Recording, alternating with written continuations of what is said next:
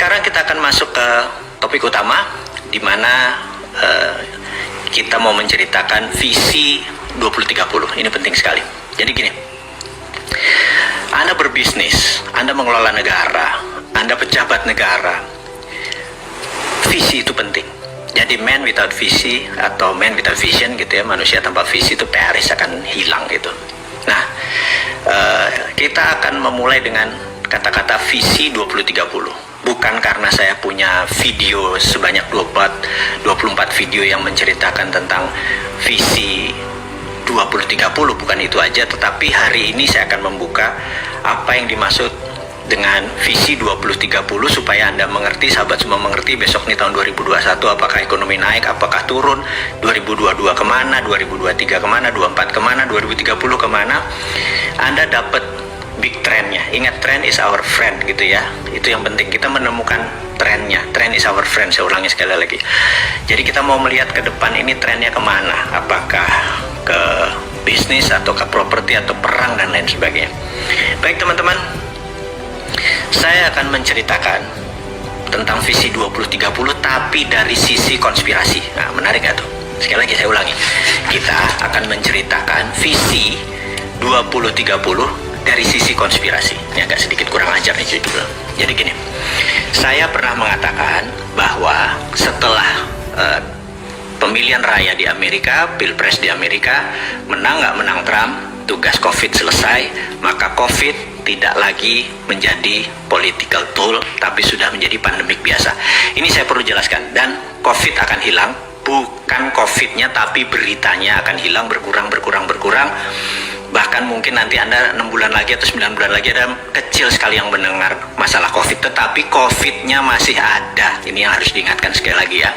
Bukan COVID-nya hilang, bukan COVID-nya mendadak sirna, bukan mentang-mentang Trump kalah gitu ya, atau bukan segitu. Saya mau menerangkan dulu sejarah mengapa saya ini anti globalis dan saya memilih menjadi orang yang nasionalis patriotisme gitu ya.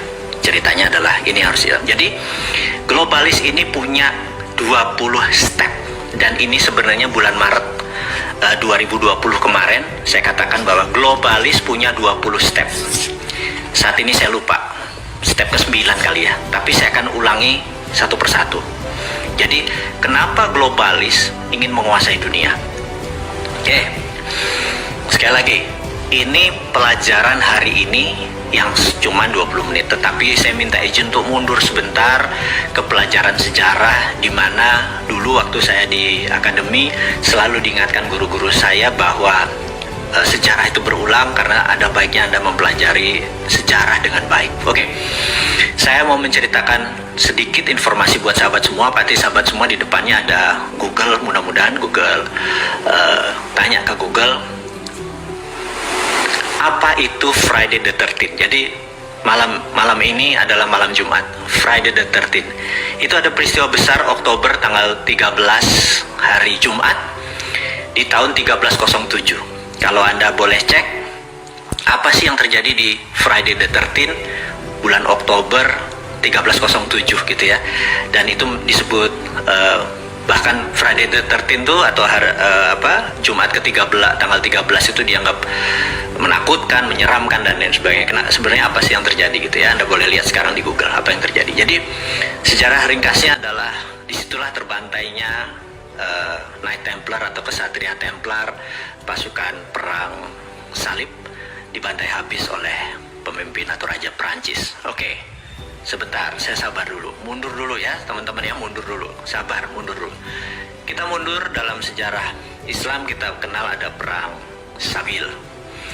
Kemudian dari sisi Nasrani ada perang salib, itu tempatnya sama, perangnya sama, dan orang-orangnya sama juga. Jadi di sisi Islam ada El-Cid, ada Al-Ayyubi ya, Salahuddin Al-Ayyubi, dan dari sisi Nasrani ada pasukan dari Knight Templar. Ini ada 200 kesatria Templar, ini kebanyakan adalah orang Perancis. Nah, kita mundur lagi sekali lagi, bahwa dulu Yerusalem adalah wilayah yang dikuasai oleh Kristen gitu ya, bukan Yahudi. Bahkan mereka berparu-paru dengan Yahudi, dengan Islam sebagai pilgrim atau peziarah, juga peziarah Kristen.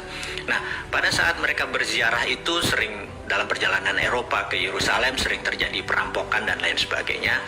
Sehingga Knight Templar ini di awal-awalnya adalah melindungi para pilgrim tersebut untuk sampai dengan selamat ke Yerusalem dan kembali lagi ke negara masing-masing. Nah, singkat cerita, harta-harta mereka ini ternyata oleh Knight Templar daripada dibawa dan beresiko, akhirnya disinilah tercipta yang namanya giro billiet atau cek pertama kali ada di dunia. Jadi kalau mereka bawa uang, misalnya kita kasih contoh pakai mata uang sekarang 1 juta rupiah gitu ya, cukup di kertas itu 1 juta, nanti ketemu Knight Templar penguasa di Yerusalem, 1 juta itu dicairkan gitu ya.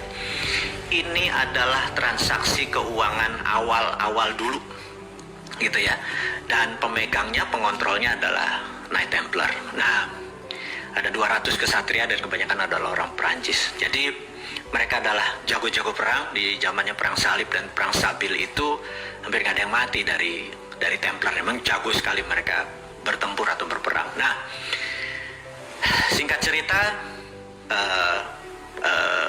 kaum Muslim menang dan menguasai Yerusalem. Gitu ya, kita lompat dulu sebentar. Nah, kejayaan Templar ini dengan kekayaan yang demikian banyak karena dia mengontrol uang, dia juga dapat perpuluhan dari para pelindung-pelindung perjalanan tadi, sangat kaya, bahkan 200 castle kerajaan mereka ini, mereka kesatria tapi tinggal di castle yang sangat banyak hartanya tadi. Suatu hari di Perancis, kerajaan Perancis saya lupa 13 atau 12 ya, Louis itu berapa, itu Paulus. Nah, sekali lagi Templar ini mungkin bisa dikatakan dikhianati oleh pausnya.